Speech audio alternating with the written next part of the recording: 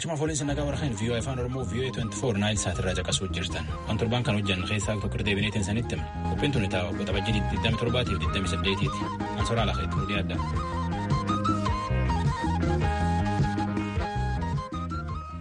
Eegi torbaan sadiin duratti nami gurraachi Ameerikaa godina Minisootaa tarka poolisitti lubbuu dhabeesitti nami hiriir baay'eetiin lubbuun gurraachaa bilaashaa miti. Nami cufti walqixxee jedheetiin walqixxummaaf dubbachuufi jira falmuufi jira. Abbootii waraanaatiif bulchootu durii akka garbummaan hin banne tolchan yookaan nam garboomfatan jedhanillee soodduu isaanii bubuqqisaa qaqaarisaa haan halluu dibuu jiran. Abbootii waraanaatii fi bulchootii tunin keessumattuu iyyuu barkum 1861 haga barkum 1865 keessa waraana Ameerikaan fuula lama baate garbummaan baduuf baduun mallee fi deen gamsuun hin argan irratti wal lolan. Mariyaa Madiyaaloon nu erga jalanne nutti.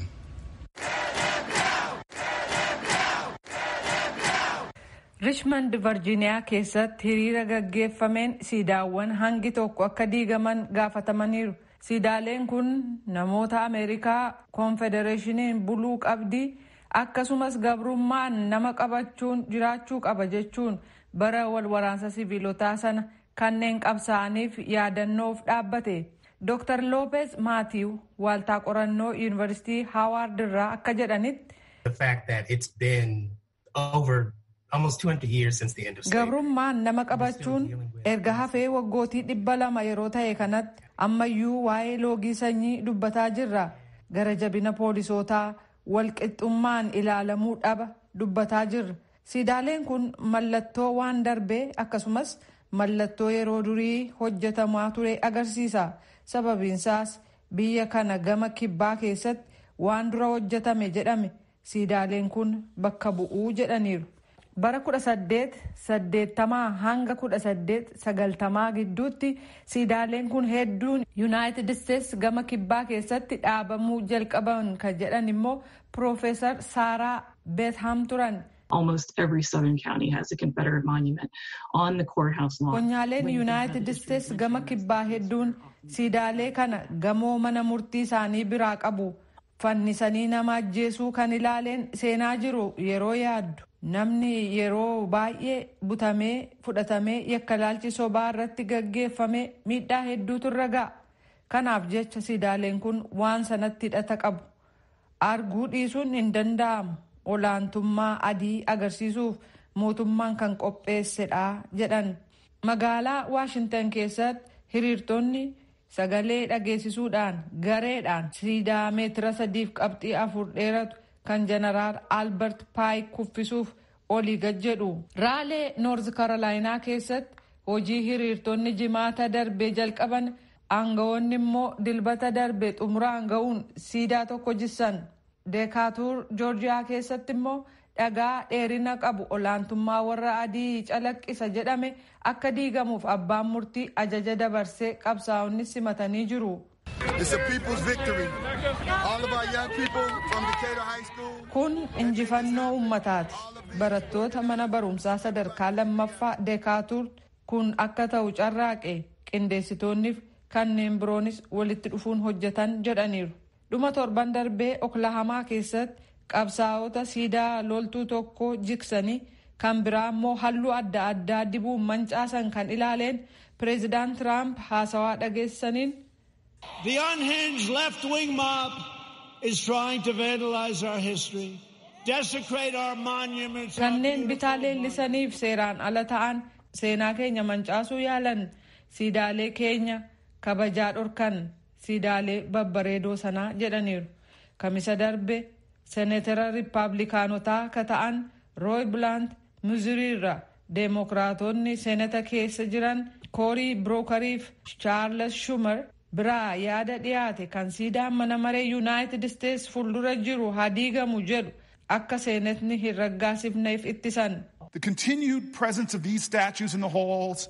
Siidaawwan kun akka jiranitti turuun lammiiwwan Ameerikaa hidda dhalata Afrikaa qabaniif kabajaa dhorkuufi akka Ameerikaatti waan itti amannu nu dhabsiisaa jedhan. Bilaant garuu mormii dhageessisaniin koongirasni kun mootummaa kutaalee biyyattii hundaa wajjin waliigaltee qaba. Kanaaf dhimmicha koree seeraa kan ofii dura taa'aatti ta'an duratti dhiyeessuuf yeroo fudhannaa jedhu.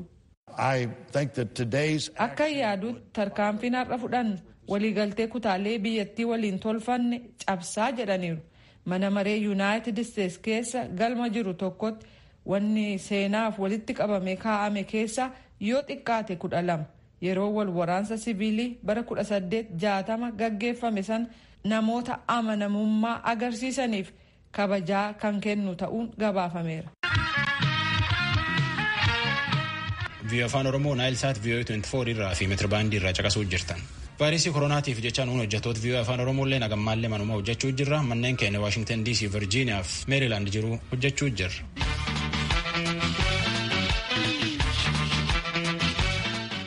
Masrii fi Itoophiyaan hidha Abbayyaa irratti afaan wal xoo'uu jiran. Abbaayeen kun akka iyyuun seenaa fi aadaa Oromoo obbo Cherennet Waaqayyaa jedhetti Oromiyaa keessa madda guddaan. Moggaas laga Abbayyaatii fi lageen Abbayyaatti yaa'aniin jalqaba obbo Cherennet.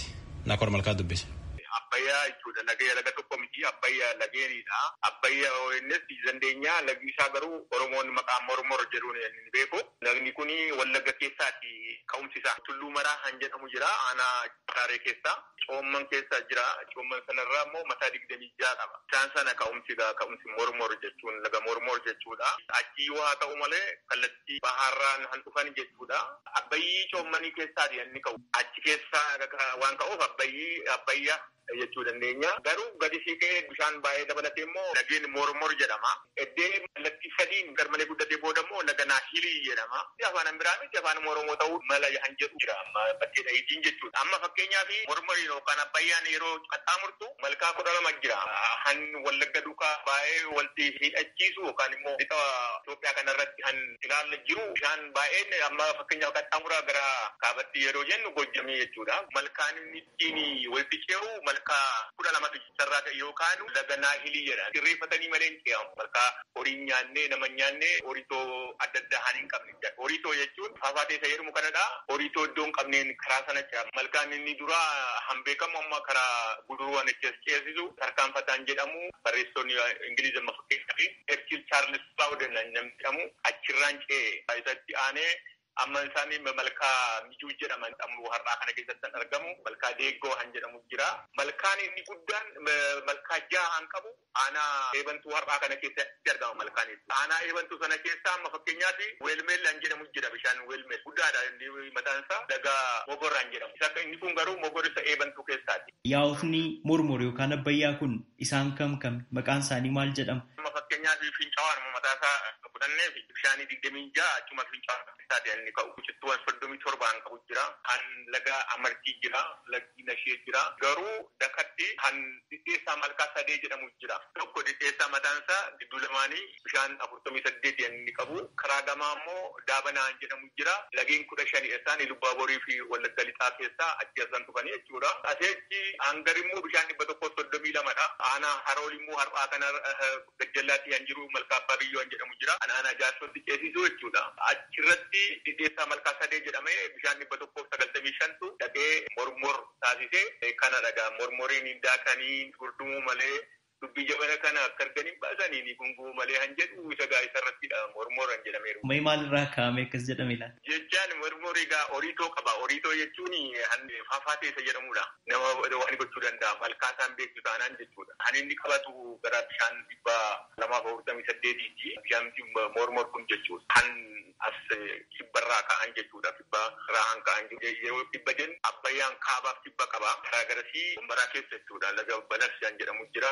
Lagdi Balas suni aanaa mana duraa keessaatti kan jiru. Wal qabatee baay'ee bal'a guddatee jennisu. Kan shawaarraa maddanii jiru amma fakkeenyaaf lagdi Gudar bishaan 16dha. Bishaan Gudar kuni Tulluu Jibaat jalaa kan ka'u. Tulluu Jibaat jalaa kan ka'an bishaan 65 jedhama. Hawaasni illee achuma ka'a. Hawaas gara bahaatti deema. Inni kun gara lixaatti deema. Ajaa'iba iddooti.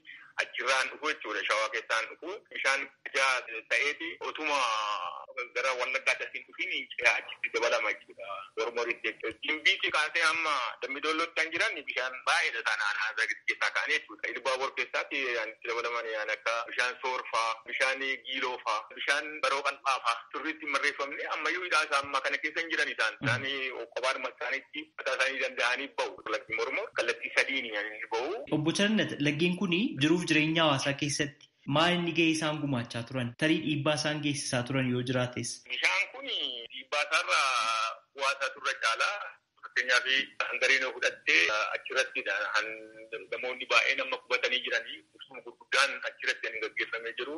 Bishaan jallisii ammayyaa iyyuu hin ta'in malee uummatti irraa fayyadamaa jechuudha. Misoomni qonnaa hammootummaallee achirratti dhaabatee ture. Hangaritti keessaa irratti yeroo dargii baay'ee guddaadha misoomni qonnaa suni hangaritti keessaa jedhamee hin beekamu. Bishaan kana sababeeffachuutiin malee hin jiru ture waan isaa jechuudha. Kanaaf keessaa immoo yeroo ammaa kana misoomni shonkoraa adda addaa gaggeeffamaa jira karaa garatti amma laga Balasee irrattis misoomni shonkoraatu jira. Bishaan kun baay'ee durii kaasee namni itti gargaaramaa ture. Riqaan adda addaa hojjetame riqaan ammayyaa. Kanaaf uummati gamaaf gama duratti amma kanaa walitti siiqee namni walitti siiquu hin danda'u ture. Walitti siiqeeti amma naannoo bishaan hangarii yoo fudhattee ilaalte baay'ee kunuunsi guddaan yoo godhamuufi baate muktii yoo dhaabatee wanti sirraa itti ba'uu baate gara fuulduraatti bishaan sanatti siiqeeti jira namni maaliif seerrillee jira warra seera raawwachiisuu sanatu kana beeka. Bishaan irraa fagaachuu qabu namni amma makka ta'e muka dhaabuu kan barbaachisu ta'uusaa kanadha. Amma yeroo ammaa kana baay'ina uummataati. Lafti waan ta'uutiin dhiphachuutiin kan ka'e namni bishaanumatti siiqee jiraata. Kanaaf bishaan kana irratti immoo dhiibbaa qaba jechuudha. Karaa tokkos yeroo ilaallu namnis dhiibbaa geessisa bishaan sana irratti. Maal ta'uu qaba? Sirriitti biqiltuu eeguu akka qabu bahan agarsiisu jira. Lolaan amma takkaatti lafti itti hundumaa mataan bishaanii investimentii maalan jedhuun qabatamee waanta ta'eef rakkina guddaadhaan inni qabu. Maaliif investimentiin suni kunuunsa lafaa duukaa qabachuu qaba. Bishaan duukaa wal qabachuu qaba. Bishaan hin jiru taanaan muktiin jiru taanaan immoo bishaan hin jiru. Muktii bishaan wal qabataadha. Bosonni suni eegamuu qaba. Gamanni isaa eegamuu barbaachisaadha. Kanaaf muka dhaabuun baay'ee barbaachisaadha. Tuttuqaan namaarraa immoo irraa fageessuun barbaachisaadha bishaan irraa. Yeroo ammaa kana biyyattiin hidha haaromsa guddichaa Abbayyaa jedhamu hidhuudhaaf yoo xiqqaate waggoota kurnan darbaniif tattaaffiin godhamaati kan jiru. Hidhicha bishaaniin guutuu dhabuu wajjin wal qabatee biyyoota ollaa wajjin kan akka Gibxii fi Sudaanii wajjin wal falmiitti kan jirtu biyyattiini. Haala kamiin ilaaltu maaltu godhamuu qabaa jettu? Dhimmichi falmii kaasuun tun taane nam tokko bishaan biyya isaatti gargaaramuun kun intarnaashinaal loo keessatti isaa ta'u domestik loo keessatti kun handeeggaramedha. Namni eenyuun gaafachuun naamu abbaa biyyaatu biyya isaa irratti bishaan isaa irratti hin barbaadeetu. Kanaaf waan nama gaafachiisu miti. Guutuun kunis jechuudha. Maaliif bishaan sun immoo yoo guutame isaaniif iyyuu gaariidha. Tokkoffaa lolaan wanta adda addaa takka humnaa ol bahee akka isaanii miini taasisa. Lammaffaa humna sanaaf waan jedhame kunuunsi bishaan sana irratti hin godhama wanta ta'eef isaaniif hin gargaara malee isaan waan hin godhamu. Lolatti geessus miti. Tarii akkamiin xumura argatattanii yaaddu? Karoora qabatanii jiruu hojjetanii iddee kun dhumti dhamaatiin kun dhumti raawwatee booda ittuma fufuu malee wanta biraan jiru. Ittuma fufanii wanta sana guutuudha bishaan sana guutuudha. Uummata naannoo jiru fayyadamaa taasisa wanta ta'eef uummata biyyattiif illee humna wanta ta'eef. Xumura irratti waa'ee kitaaba keessan Wallaggaa Dachee Bantii Bishaanii afaan Ingiliziitiin Wallaggaa The Water Tower of Western Ethiopia jedhu gabaabsaati natti himaa maaliif yoo maxxansi yoo nageessanii ergaa dhaammachuu barbaadanis yoo jiraate jechuudha. Wallaggaa The Water Tower of Western Ethiopia jedhee ani barreessuu danda'eef amma bishaan baay'een as keessaa ka'u. Waa'een isaan kanaa immoo beekamuu qaba. Kallattii adda addaatiin biyya bishaanii misoomti isaati namoonni ijoollee ishee immoo biyyumaaf rakkinaan akka rakkannedha. Ani barbaadu garuu Wallaggaa The Water Tower of Western jedhee ani barreesse namoonni warri afaan hubachuu hin dandeenye akka hubataniif. Wallagga Dachee Bantii Bishaanii an jedheef warri afaan isaanii fi aadaa isaanii eenyummaa isaanii jaallatan wanta kana maxxansanii hojiirra oole biyyaafis bu'aadha, uummataafis bu'aadha. Anillee barreessee gara dullumaa keessa ni jiru. Ijoo kana ilaalcha kootiin argaa jedhanii harka namaa yeroo ga'u jechuudha malee baay'een amma kitaaba 44 barreessee amma horii jaan qabee malee kana wanta ta'eef isaan kanadha namni warri qabeenya qabu otoo nama maxxanse otoo nama gargaare uummata harka oolchee kanadha rakkinni koo. Hedduu galatoomaa. Aanaalee gammoojjii Booranaatti namni ammallee bishaan barbaada akka kiiloomeetirii 15 olii guyyaatti akka horii lafa jedhutti. Neetwoorkiin bishaan Booranaa jedhaniitiin gan 10 wayitiin dura jalqaban taanillee ammallee akkuma dhadhaa beddi bu'ee taatee taftee jedhe. Galmoo daawwatee toora lafaatii fi biiroo bishaan godina keessallee namni dubbise kuno.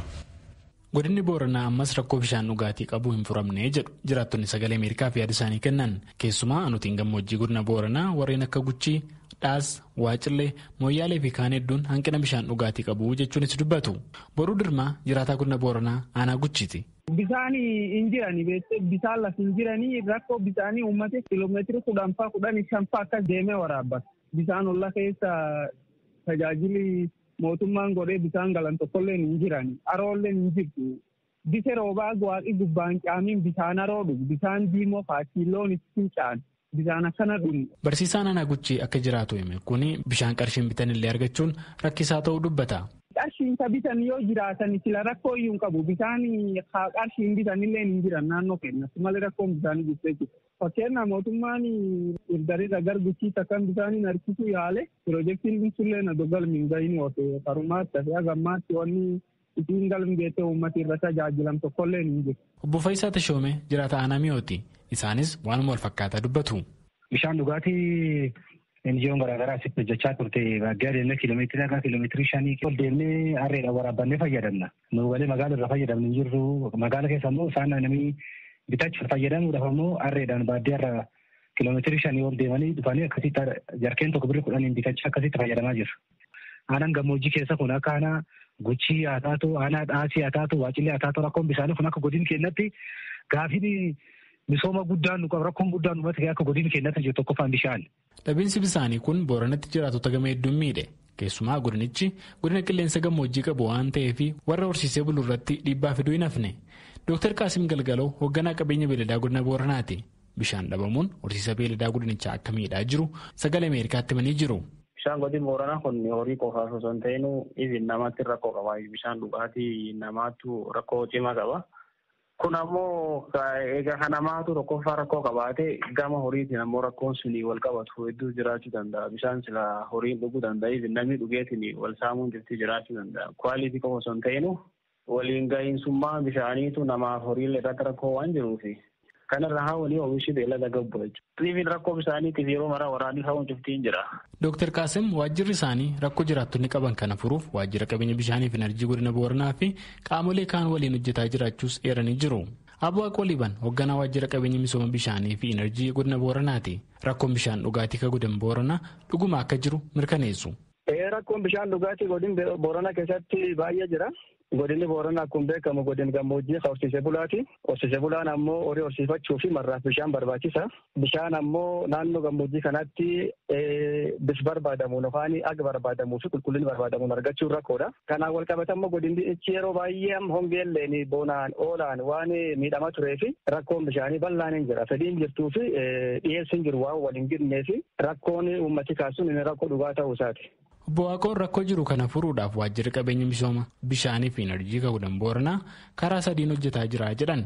Tokko mootummaa naannoo waliin piroojeektii bishaan dhugaatii baasuu, kaan piroojeektii sadarkaa godinaa fi sadeessoo immoo gargaarsa dhaabbilee namoomaa waliin kan hojjetamudha jedhan.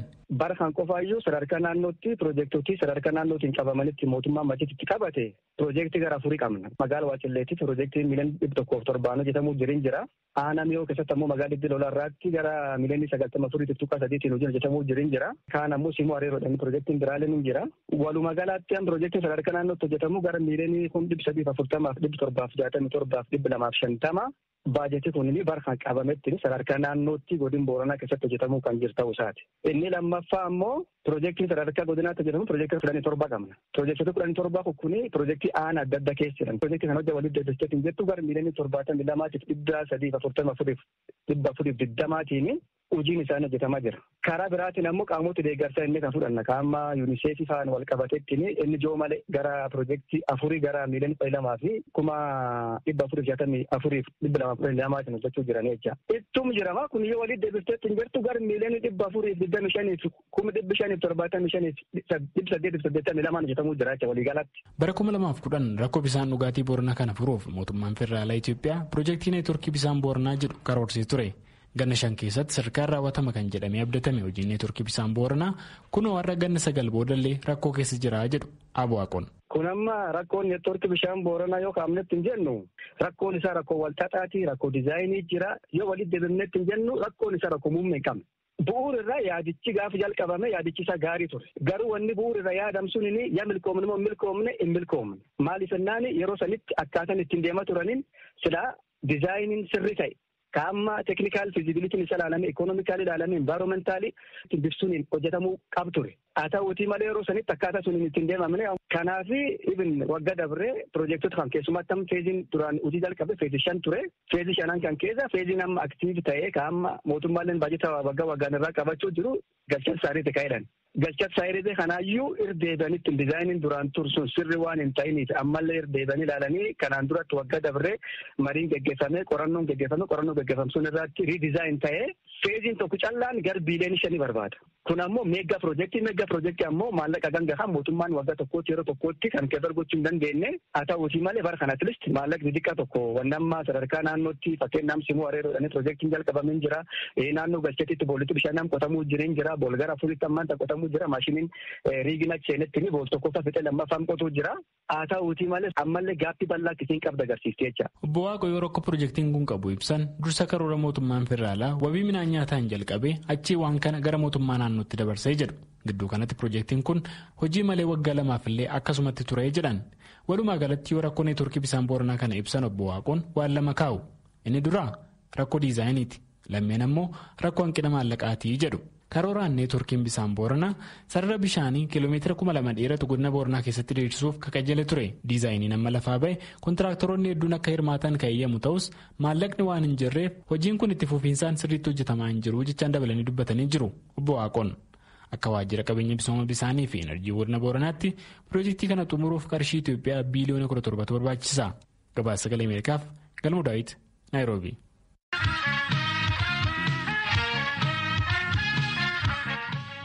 Raadiyoo VOA sagantaa afaan Oromoo caqasuu jirtan vaayirasii koronaa kanaaf jedheeti namni mana hojjechuu jira. Nuun hojjettoota VOA afaan Oromoolee manneen kennaa Waashingtan DC, Meerilaandii fi Virgiiniyaa jiranii waan jira sanitti himuutti jira. Itoophiyaan nam biyya alaatti dhufu durii guyyaa 14 tursitee vaayirasii koronaa irra barbaaddu haane amma guyyaa 7 gad buuftee to'achuu jirti.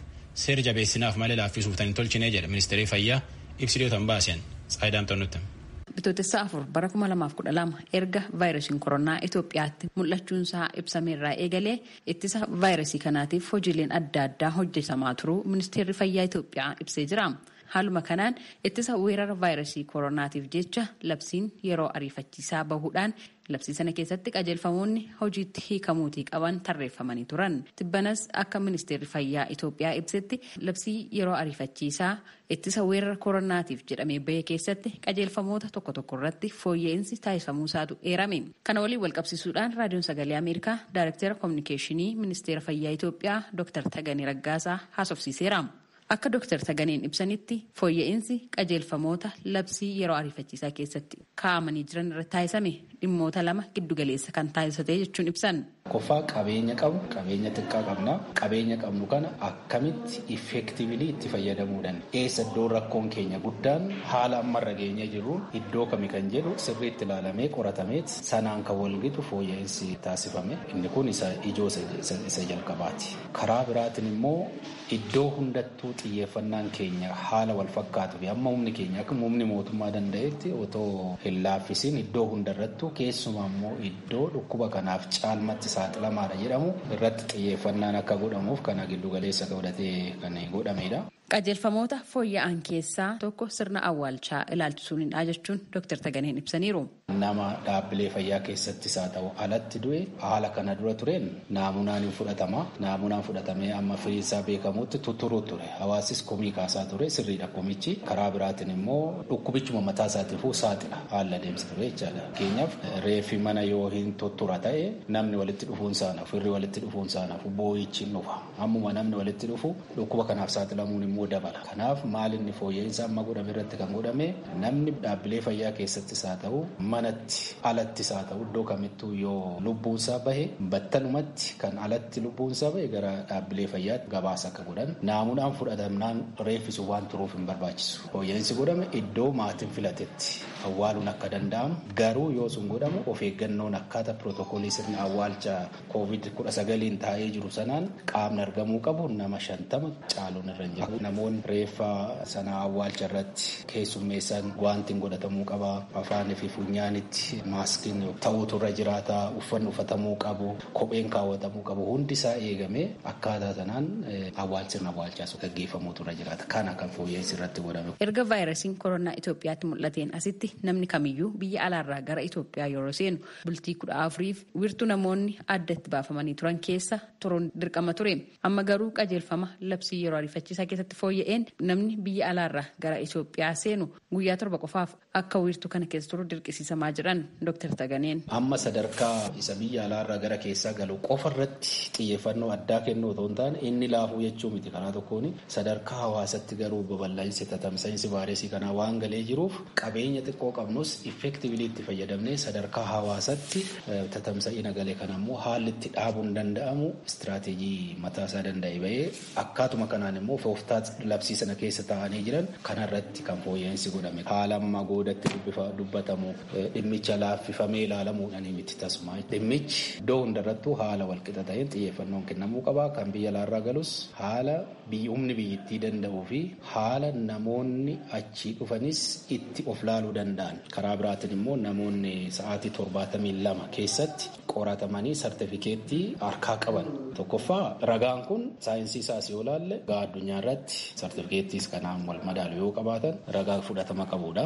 Achi keessatti namni ragaan isaa poozitiivii agarsiisu tasuma biyya keessa kan galle dhorkee jira labsii kanaan kan fooyya'e keessatti jechaadha. Garuu negeetiivii kan ta'e immoo deebisnee naamunaan hin fudhatama. Garuu nama kana tursiisuun baasii biraatiif saaxiluudha. Haala itti mataasaa yookiin mataashii of dabaastee iddootti turuu hin danda'amu jiraannan kanatti fayyadamuun barbaachisaa ta'a. Achi keessatti naagala rakkoon namni of hin eegu maatitti makamaa hawaasatti makama kan jedhu rakkoodha. Sanaaf immoo qaama laallatu wajjiniin irratti hojjechuutu mala malee otoo kana istiraateejii akkasii fayyadamuu dandeenyu baasii hin taaneef saaxilamuun barbaachisaa waan hin taaneef fooyya'insi irratti godhamuunsaa laaffisuudhaaf miti kaayyoonsaa. Gama biraatiin ammoo namni vaayirasii koronaatiin shakkame yookaan vaayirasii koronaatiin qabamuunsaa mirkanaa'e haalli mijataan mana jireenya isaa keessatti yookaan jiru ta'e gara wiirtuu tajaajila wal'aansaa itti kennan yookaan immoo wiirtuu namoota itti adda baasanii kaa'anitti geessuuf hin dirqamu kan jiran Dr. Taganeen hordoffii fi to'annoo naannoo mana jireenyaatti namoota kanneeniif taasisamu ibsaniiru. Namni mallattoo xixiqqaa dhukkuba xixiqqaa kan sadarkaa fayyummaa isaatiif yaaddeessinirra yoo ta'e gara mana ciisanii wal'aanamuu dhaabbata wiirtuulee kanaaf qophaa'an kana algaa muraasa biyyattii kana keessa kan jiru akka waliigalaatti algaa kan iddoo wiirtuu tursiisuu dabalatee algaa 17,000 naannaa sana kan qabu. Ciibsanii wal'aanuu dhaabbilee wiirtuu kanaaf qophaa'e immoo 13,000 fi isaa oli. Kana laaluun hin danda'ama. Dhukkubni kun babal'achaa deemuu danda'a. So kanaaf maal gochuun nurra jiraata jedhamee xiinxalamee qoratamee ilaalamee namni gara wal'aansa kanaa yoo dhaqu maal argataa seerudha. Tokkoffaa namoonni dhukkuboota biroo COVID-19 alatti dhukkuboota biroo qaban kan akka niimooniyaa, kan akka asmaa, kan akka HIV, kan akka dhukkuba TB faa qabaniif sanaan dabalataan qabaman dursi kennamuufitu irra jiraata. Yoo achi dhaqanis tokkoffaa tajaajila wal'aansa akkasii argatu. Karaa biraatiin immoo tajaajila kan akka fakkeenyaaf yoo namni argansuusaa irratti rakkoo arganuu dadhaba yoo ta'e wal'aansa kanaaf meeshaa wal'aansa kanaaf gargaarsa kennuu danda'u mechanical ventilator kan jedhamu kun iddootti argamu namoota akkasii dursa argatanii achi keessa galuutu irra jiraata. Kanarraa kan hafe namni waanuma vaayirasiin kun keessatti argameef siree qabatee ciisuu hin qabu. Kun muuxannoon biyya alaas ni agarsiisa. Kana jechuun garuu akkaataa amma fooyya'insa godhame kanaan warri kaan hin hordofan jechaadha. Akka ministeerri fayyaa Itoophiyaa jedhutti namoonni mana isaanii keessatti vaayirasii kanaan qabamanii yookaan immoo shakkamanii turuudhaaf haala mijataa hin qabne akkuma kanaan duraa gara wiirtuu namoota itti adda baasanii kaa'anii fi wiirtuu tajaajila wal'aansi itti kennamuutti tajaajila kana argatan ta'a. Gabaasa raadiyoo sagalee Ameerikaatiif Tsahaay Daamtoo Finfinneerraa. Viiyoo Afaan Oromoo viiyoo 24 irraa caqasuu jirtanii waan torbaan kan hojjanna tokko irra deebiin isinitti himna. Sibbiloo haashanii kan hirsanii kennee nagaan bulaa jenna. Agaroodhaachuu jirti. Agaruun sirbii ijoollee dubra fuudhan.